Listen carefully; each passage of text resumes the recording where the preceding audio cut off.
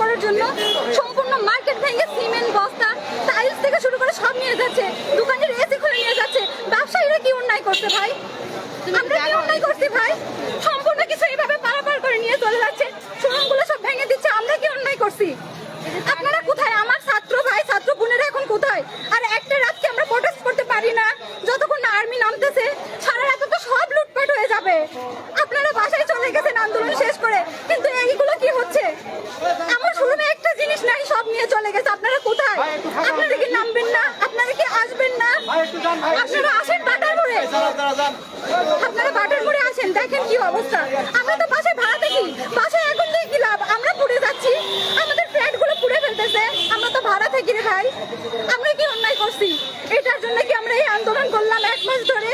এই পুড়ে যাবো বলে, এই বিজনেস গুলো সব শেষ হবে বলে। দোকানের সামনে থাকে, কাউকে কোনো জিনিস নিয়ে যেতে দিয়েন না।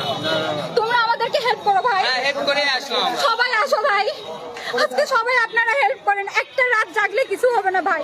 সবাই সবার দোকানের সামনে দাঁড়াই যায়, একটা তালা দোকানকে সেভ করতে পারতেছে না। সমস্যা নেই, আর্মি নেমে যাবে, আপনারা টেনশন নিন না, কিংবা আপনারা নিজ দায়িত্বে থাকেন। সবাই সবার দোকানে